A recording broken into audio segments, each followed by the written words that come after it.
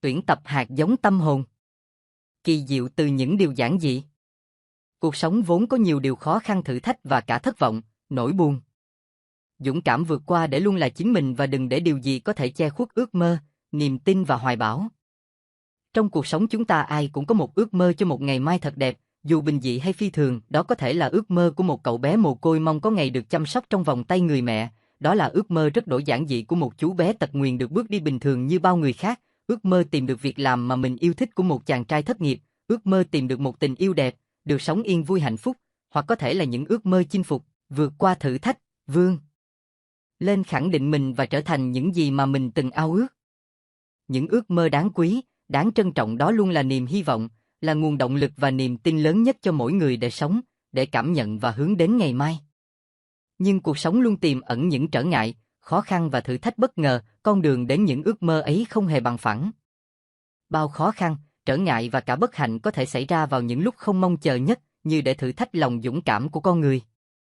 Đó có thể là những trở ngại nhỏ ta vấp phải vào một thời điểm nào đó trước khi tự đứng thẳng trên đôi chân của mình. Có thể nói như những đám mây đen kịt báo hiệu cơn giông, khiến ngay cả những tâm hồn dũng cảm nhất cũng phải tìm kiếm sự chở che. Cũng có thể do khách quan hay là những ngục tù mà chính ta tự đưa mình vào khiến ta tổn thương, mất niềm tin, và có lúc tưởng như không còn điểm tựa hay nghị lực để vượt qua. Trước những khó khăn thử thách ấy, mỗi người sẽ tự chọn cho mình cách đón nhận, đối đầu để có một hướng đi riêng. Có người phó thác cho số phận, có người trốn chạy đi tìm nơi trú ẩn, có người tự thay đổi để thích nghi với hoàn cảnh mới, cũng có người chìm vào biển tự thương thân trách phận để rồi ngã gục trong cơn giông tố cuộc đời. Thế nhưng, bất kể là ai, từ đáy lòng của mỗi con người đều tồn tại một khát vọng mãnh liệt, đó là khát vọng sống và được luôn là chính mình.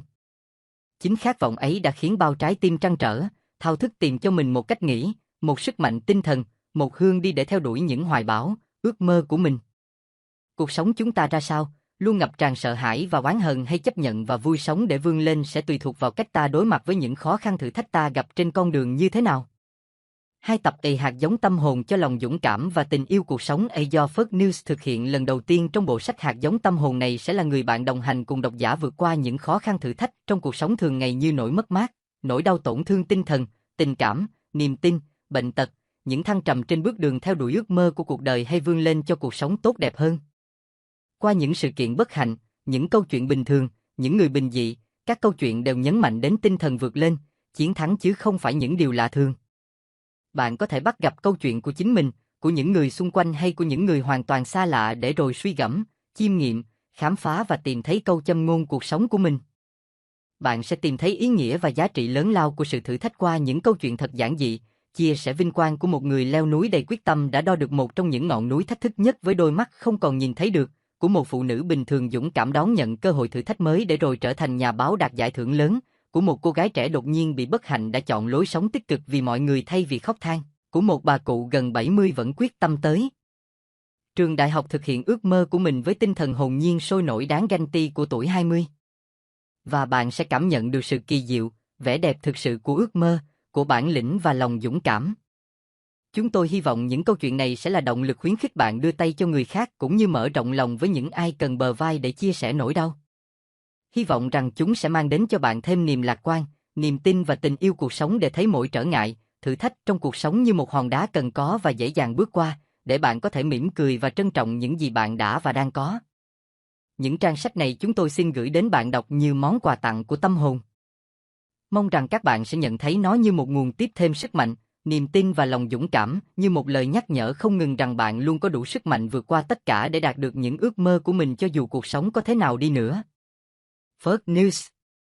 Khi cánh cửa hạnh phúc đóng lại, một cánh cửa khác mở ra, ta thường chú ý vào cánh cửa đang đóng mà không thấy được một cái khác đang mở ra. Đừng bao giờ nói lời tạm biệt nếu bạn vẫn muốn cố gắng, đừng bao giờ bỏ cuộc nếu bạn vẫn cảm thấy có thể tiếp tục. Đừng bao giờ nói bạn không còn yêu ai nữa nếu ánh mắt của ai đó vẫn còn có thể giữ chân bạn. Cuộc sống thường không chật hẹp trong những ngôi nhà, trên những con đường, góc phố mà chính trong những định kiến và suy nghĩ của con người. Hãy mơ những gì bạn muốn mơ, tơi những nơi bạn muốn tơi, trở thành những gì bạn muốn bởi bạn chỉ có một cuộc sống và một cơ hội để làm tất cả những gì bạn muốn. Tuyển tập hạt giống tâm hồn. Giá trị của thử thách. Một con tằm phải trải qua đau đớn để tự chui ra khỏi cái kén và trưởng thành con bướm biết bay. Một hạt giống nằm sâu trong lòng đất để nảy mầm phải tự vươn thẳng lên xuyên qua tầng đất dày và trở thành cây cứng cáp. Con tằm nào được người ta cắt vỏ kén chui ra mãi mãi bò quẩn quanh cái kén mà không bao giờ thành loài bướm biết bay. Hạt giống nằm trên mặt đất dễ dàng nảy mầm, nhưng sẽ bị bật gốc khi gặp cơn giông tố. Con người không thể chọn cho mình nơi sinh ra, nhưng có thể tự chọn cho mình một cách sống, rèn luyện cho mình khả năng chịu đựng và bản lĩnh ý chí qua thử thách, khó khăn, bất hạnh và cả thất bại. Thất bại, bất hạnh có thể là điều tuyệt vọng với người này nhưng có thể là may mắn với người khác, tùy vào cách chúng ta đón nhận bằng cách dũng cảm vượt qua hay tự thương thân trách phận mà gục ngã. Tuyển tập hạt giống tâm hồn. Đến một ngày chúng ta bỗng nhận ra nhiều điều của cuộc sống, như một căn duyên chợt đến để cảm nhận, theo lời người xưa từng nói là ngộ ra.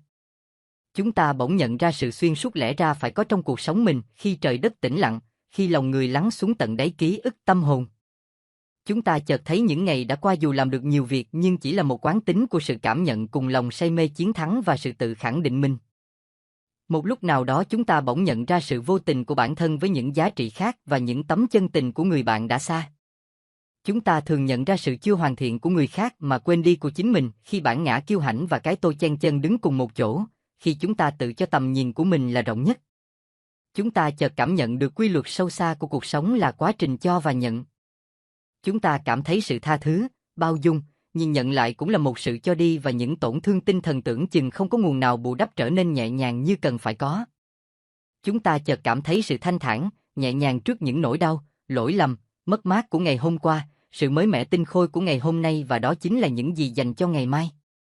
Có lúc chúng ta nhận ra bầu trời lấp lánh ngàn vì sao hay đen kịt âm u giông tố không ngăn được sự bừng sáng của một con tim, ánh sáng rực rỡ của mặt trời chiếu rọi không ấm áp bằng chiếc đèn lồng ký ức tình yêu, và hạnh phúc không phải chỉ là nụ cười mà còn là giọt nước mắt trên bờ vai tin cậy.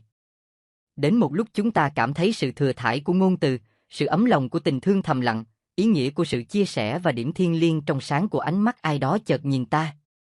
Chúng ta cảm nhận được sợi dây kết nối mọi người, điểm tĩnh trong chuyển động, sự trường tồn của cuộc sống và chợt thấy khoảnh khắc của ngày hôm nay ý nghĩa hơn ngày hôm qua. Tuyển tập hạt giống tâm hồn. Tin tốt lành.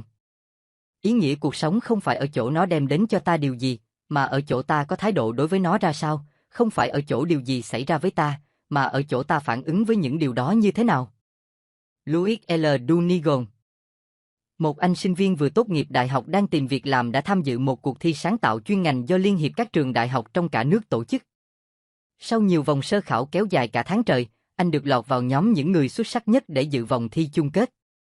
Rồi anh cũng vất vả vượt qua các đối thủ trong cuộc đấu trí cuối cùng, kéo dài 3 ngày liền căng thẳng và giành được giải nhất. Phần thưởng cho anh là một món tiền khá lớn mà cuộc đời sinh viên trước nay của anh chưa từng mơ ước tới. Sau khi rời hội trường và trốn nhanh khỏi ánh đèn camera của báo giới, anh vào bãi lấy xe ra về. Bất ngờ một phụ nữ tiến đến gần anh. Bà nghẹn ngào. Chú ơi! Chúc mừng chú, thật vinh dự cho chú đã đạt được giải nhất trong cuộc thi khó khăn này. Tôi có một chuyện muốn nói với chú nhưng không biết có tiện không?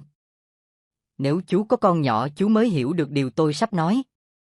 Con của tôi bị ung thư và đang nằm trong bệnh viện, nếu không có một khoản tiền để mổ, chắc em nó không qua khỏi được. Mà nhà tôi thì không thể lo được một khoản tiền lớn đến như vậy. Thế bác cần bao nhiêu? Anh sinh viên nhìn bà hỏi, lòng cảm thông thật sự. Sau khi nghe người phụ nữ kể hết sự việc, anh liền lấy chiếc phong bì đựng số tiền vừa được thưởng và trao cho bà. Cầu mong cho con bác qua được hiểm nguy. Bác về lo cho em ấy ngay đi. Anh nói. Cảm ơn chú, không biết tôi phải lấy gì mà đền ơn chú đây. Nói rồi người phụ nữ với vẻ xúc động quầy quả bước ra cổng. Vài ngày sau anh có dịp quay lại trường. Một người trông thấy liền tiến tới hỏi. Có người kể với tôi rằng tối hôm trước anh có gặp một người phụ nữ sau cuộc thi và anh đã cho bà ấy tiền để chữa bệnh cho đứa con sắp chết của bà ấy, phải không? Người thanh niên gật đầu xác nhận. Vậy thì tôi phải báo với anh tin này để anh biết. Bà ta là một tay lừa đảo thật sự đấy. Bà ta chẳng có đứa con nào bị bệnh gần chết cả. Anh cả tin quá. Anh bị lừa rồi, anh bạn à. Một thoáng im lặng, anh thanh niên hỏi lại. Có thật là không có đứa bé nào bị bệnh gần chết cả, đúng không? Đúng vậy. Tôi bảo đảm là như thế. Người đàn ông quả quyết. Ồ, đó là tin tốt lành nhất trong ngày mà tôi được biết đấy. Người thanh niên nói. Đoạn Anh nói thêm. Chúng ta nên ăn mừng vì không có đứa trẻ nào phải chết cả. Tuyển tập hạt giống tâm hồn. Không đề. Một cô gái trẻ gặp phải những nỗi đau thương, tuyệt vọng lớn trong cuộc sống một thời gian dài mà không sao nguôi ngoai được. Một buổi sáng cô quyết định tìm đến cái chết cho lòng nhẹ nhàng thanh thản hơn. Cô đi đến một cây cầu bắc qua dòng sông sâu, cô nhìn thật lâu xuống dòng nước cuộn trào vô tình như bị thôi miên và sắp sửa nhảy xuống thì chợt nghe tiếng nói chậm rãi của một cụ già vang lên bên cạnh. Cháu định nhảy xuống ư? Cháu nên về nhà chào mẹ cháu một câu rồi quay lại cũng chẳng muộn mà. Nói rồi ông lão cầm cần câu thong thả đi về phía đầu cầu không ngoái lại. Tuyển tập hạt giống tâm hồn. Cội rễ của sự trưởng thành. Sức mạnh của con người định hình trong chính sự yếu đuối của người ấy. Ralph Waldo Emerson. Hồi còn nhỏ, tôi có một người hàng xóm mà mọi người gọi là bác sĩ Giết. Ông không giống như bất kỳ bác sĩ nào tôi từng biết, ông rất giản dị và hiền từ, nhất là đối với bọn nhóc nghịch ngợm chúng tôi. Ngoài giờ làm công việc cứu người, bác sĩ Giết thường trồng cây. Ông muốn biến mảnh đất rộng 10 mẫu Tây của mình thành một khu rừng mà.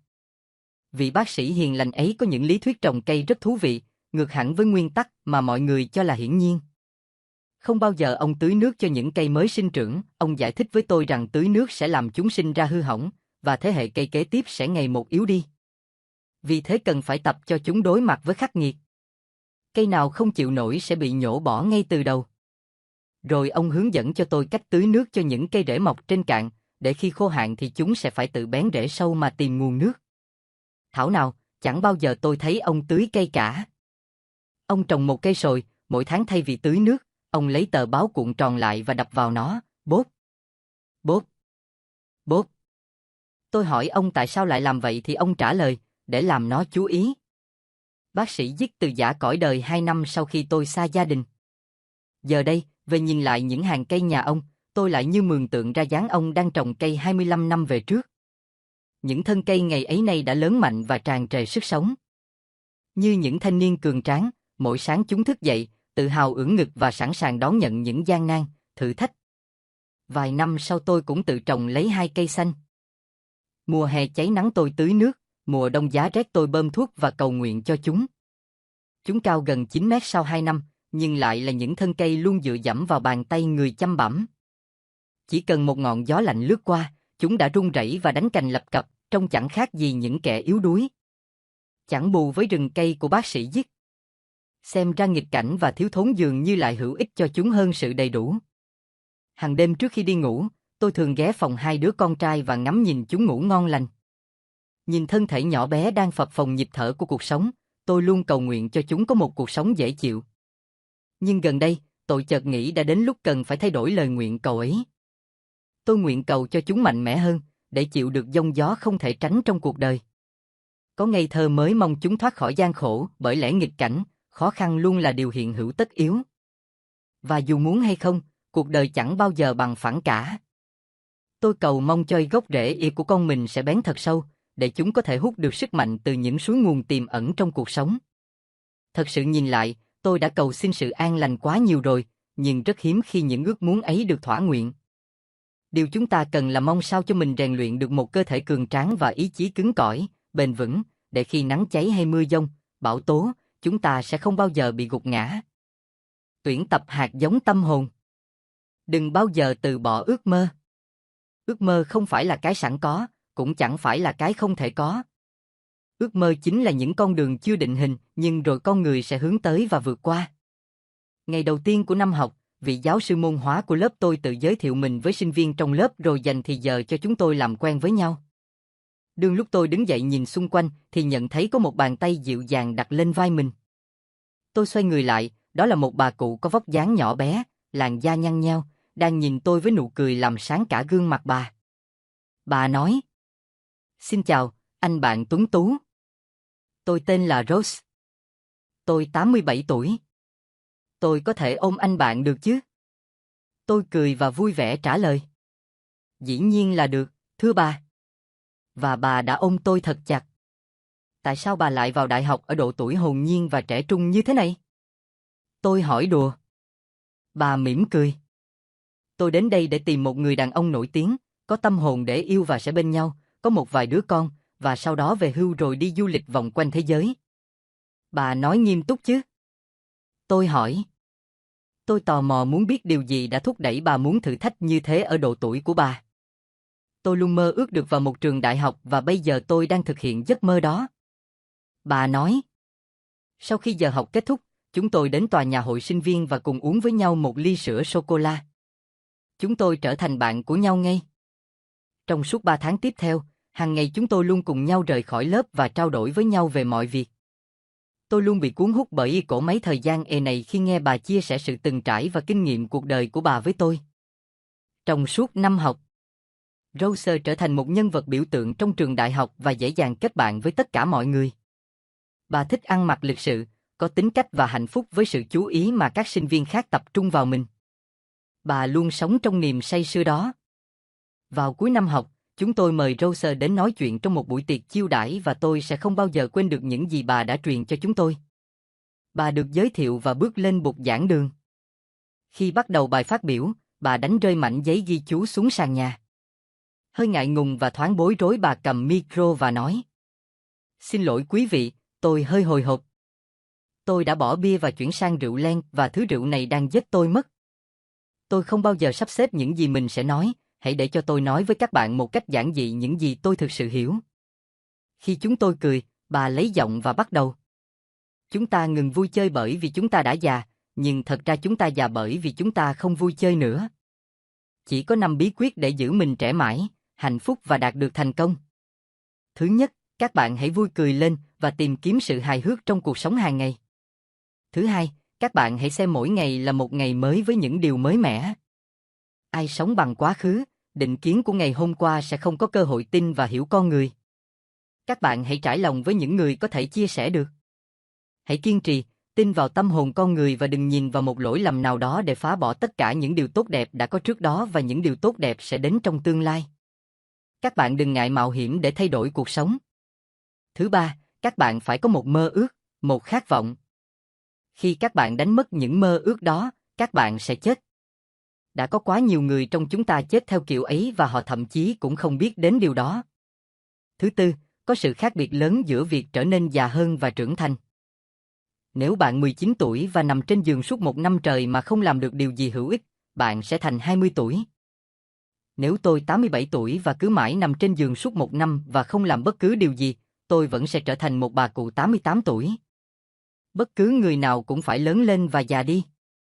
Nhưng điều đó không làm mất đi tài năng và khả năng của bạn. Vấn đề là trưởng thành bằng cách luôn tìm được cơ hội để thay đổi. Thứ năm, đừng bao giờ tiếc nuối. Người trưởng thành thường không nuối tiếc về những gì mình đã làm, mà sẽ nuối tiếc về những gì mình đã không làm. Chỉ những người sợ chết mới hay nuối tiếc. Bà kết thúc cuộc nói chuyện của mình bằng cách mạnh dạn hát bài về cánh hoa hồng. Bà đã cùng chúng tôi hát bài đó và lời hát ấy hiện giờ đã trở nên quen thuộc với cuộc sống hàng ngày của chúng tôi.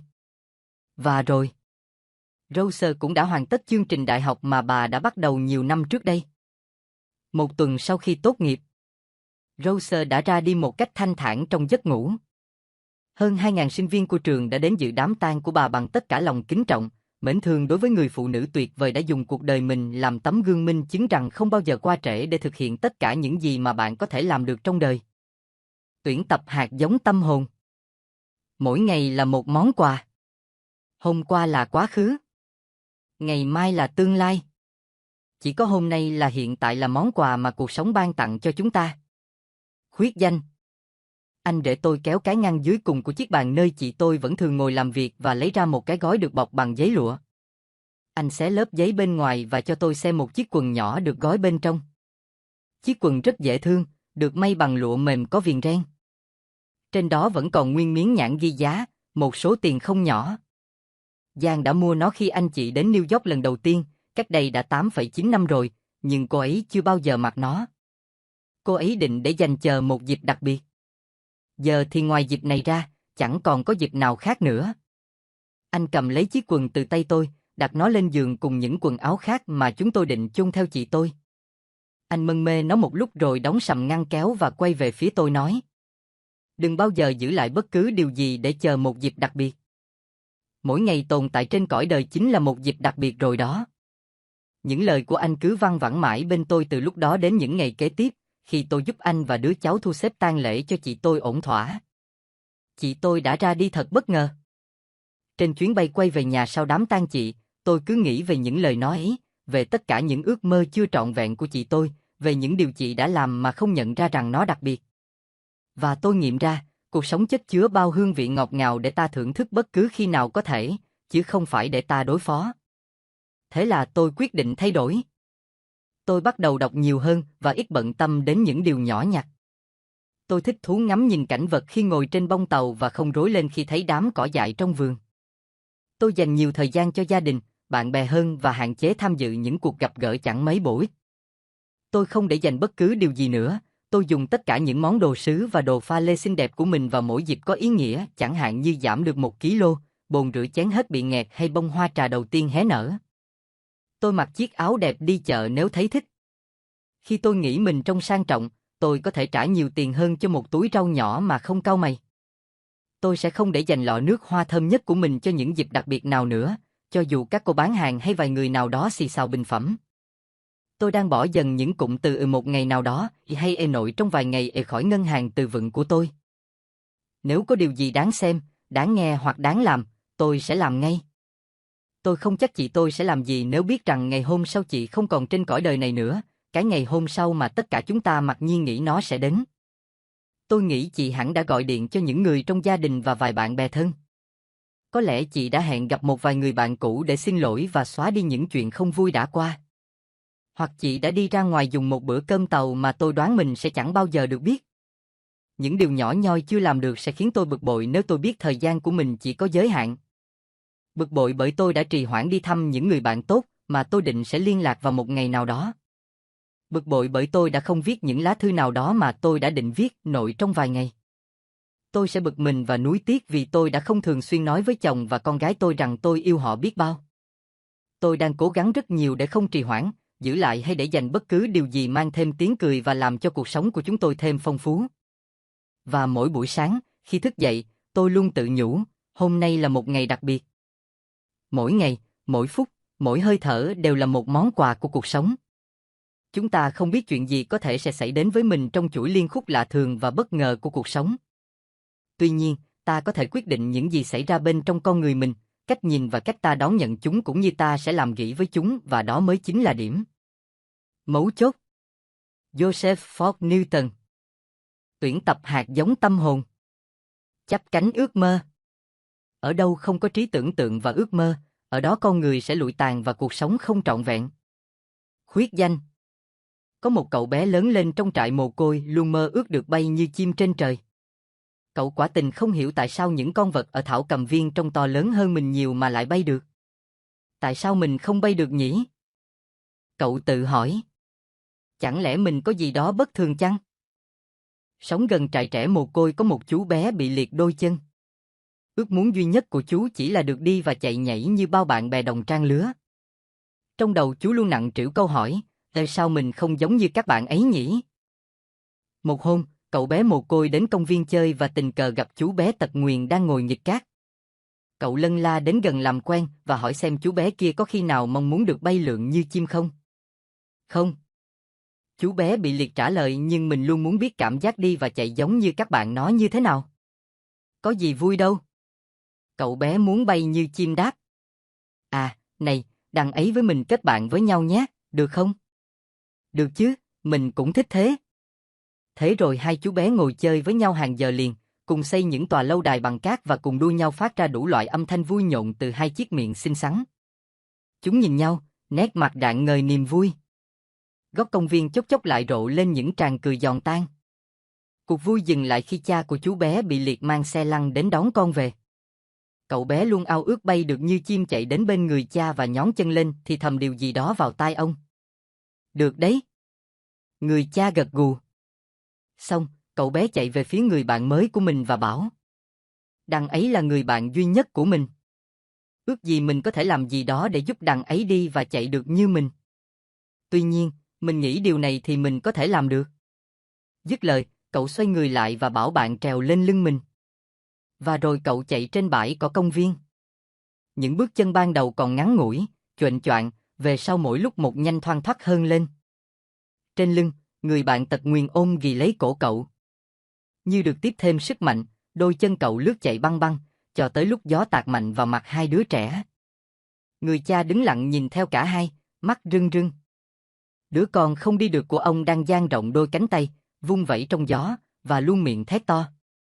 Con đang bay, bố ơi! Con đang bay! Tuyển tập hạt giống tâm hồn. Những con đường mới. Bạn có thể có một khởi đầu tươi sáng bất kỳ lúc nào bạn muốn, bởi cái gọi là thất bại không có nghĩa là gục ngã mà là dừng chân một chỗ. Mary Pickford. Lúc ấy là năm 1903. Bà Annie Johnson sinh sống tại Arkansas cùng hai con trai và đang lâm vào tình cảnh bế tắc. Tiền bạc của bà gần như đã cạn, bản thân bà không có khả năng đặc biệt nào ngoài việc đọc và cộng những con số đơn giản. Thêm vào đó là cuộc hôn nhân không được mãn nguyện và gốc gác da đen vốn bị phân biệt của bà. Tất cả như đang dồn Annie vào ngõ cụt. Khi bà ngỏ lời với chồng mình, ông William Johnson, rằng bà không hài lòng về cuộc hôn nhân giữa họ, ông thừa nhận nó cũng không như ông mong muốn và từ lâu ông cũng có ý định ra đi học đạo. Ông còn bảo Thượng Đế gọi ông đi truyền giáo tận vùng Ennis thuộc bang Oklahoma. Tuy nhiên, ông đã không kể cho bà nghe việc ông có quen một mục sư tại đó, người ông sẽ theo học đạo và có một cô con gái dễ mến chưa lập gia đình. Thế là họ chia tay nhau một cách nhẹ nhàng. Annie giữ lại ngôi nhà chỉ có vỏn vẹn một căn phòng, còn ông William mang theo gần hết tiền mặt đến Oklahoma. Annie là một phụ nữ to cao và đầy nghị lực. Bà quyết định sẽ làm lại từ đầu và gửi bọn nhóc yêu quý của mình cho người khác trông nom. Bà nói, tôi nhìn lại con đường tôi đang đi và quãng đường đã qua, vì không thấy hài lòng nên tôi đã quyết định bước khỏi con đường đó, rẽ sang một hướng mới. Biết mình không có khả năng được thuê làm việc tại nhà máy bông hay xưởng xẻ gỗ trong vùng, bà nghĩ cách tạo kế sinh nhai cho mình dựa vào hai nhà máy này. Bà lên kế hoạch thật tỉ mỉ và chẳng để ai biết. Một ngày nọ, vào lúc trời sẫm tối, để xem mình đã thật sự sẵn sàng thực hiện kế hoạch chưa, bà đặt những hòn đá vào hai cái xô nặng cỡ 19 lít rồi xách chúng đi gần 5 cây số đến nhà máy bông. Sau khi nghỉ ngơi một lát, bà bỏ bớt vài hòn đá rồi đi tiếp 8 cây số nữa trong bóng đêm trên con đường đầy bụi đất đến nhà máy cưa. Trên đường quay trở về tổ ấm nhỏ của mình cùng các con, bà đã bỏ dần những hòn đá còn lại dọc đường. Đêm đó, bà luộc gà rồi chiên dăm bông. Sau đó bà nhào bột và làm bánh nướng cuốn nhân thịt. Đen gần sáng bà mới đi ngủ. Sáng hôm sau, bà rời nhà mang theo bánh kẹp thịt, mỡ, một cái chảo sắt và than đá để nhóm lửa. Gần đến giờ ăn trưa, bà xuất hiện ở một khu đất trống sau nhà máy bông. Khi tiếng chuông báo nghỉ trưa vang lên, bà thả rau húng vào chảo mỡ đang sôi. Mùi thơm lan tỏa đến chỗ những công nhân vừa túa ra từ nhà máy, người dính đầy bụi bông trắng trông như những bóng ma. Hầu hết các công nhân đều đã mang theo phần trưa của mình, nhưng hôm nay họ bị quyến rũ bởi mùi thơm từ những chiếc bánh nhân thịt nóng hổi mà bà Annie vừa vớt ra khỏi chảo. Bà gói chúng bằng giấy báo thấm mỡ và bán với giá 5 xu một cái. Dù bán chậm nhưng những ngày đầu tiên đó Annie rất quyết tâm. Bà phần chia đồng đều việc bán hàng ở cả hai nhà máy. Thế là, nếu ngày thứ hai bà bán bánh nóng giòn ở nhà máy bông và bán những chiếc bánh đã nguội còn dư ở nhà máy cưa với giá 3 xu, thì thứ ba bà sẽ đến nhà máy cưa trước để chào bánh mới ra lò khi những người thợ xẻ người đầy mặt cưa xuất hiện ở cổng nhà máy. Trong những năm kế đó, vào những ngày xuân êm dịu, những trưa hè nóng bỏng, hay những ngày lạnh lẽo mưa dầm tuyết rơi, Annie không bao giờ làm thất vọng khách hàng của mình. Những người tin chắc sẽ gặp hình ảnh một người phụ nữ cao lớn, da ngăm đen khom người bên chảo dầu, cẩn thận trở từng miếng bánh kẹp thịt. Khi cảm thấy chắc chắn những người công nhân kia đã là những khách hàng thân thiết, bà dựng một cái sạp giữa hai nhà máy cho họ đến dùng bữa. Thật sự, bà đã bước ra khỏi con đường mà dường như đã được chọn sẵn cho bà để rồi tìm cho mình một lối đi hoàn toàn mới. Nhiều năm sau, gian hàng ấy đã trở thành cửa hàng nơi khách hàng có thể mua bất cứ thứ gì, từ pho mát, thức ăn, siro, bánh bích quy, kẹo, đồ chua, đồ hộp, trái cây tươi, nước ngọt, đến than đá, dầu và cả đế da cho những đôi giày đã mòn. Mỗi người chúng ta đều có quyền và trách nhiệm xem xét những con đường phía trước, cũng như những con đường ta đã đi qua. Nếu con đường tương lai không sáng sủa hay không hứa hẹn với ta điều gì và ta không thể quay đầu lại, chúng ta cần quyết tâm, và chỉ mang theo hành trang cần thiết, bước khỏi con đường đó rồi rẽ sang hướng khác. Nếu sự lựa chọn mới cũng không thể chấp nhận được, đừng bối rối, chúng ta hãy sẵn sàng thay đổi nó.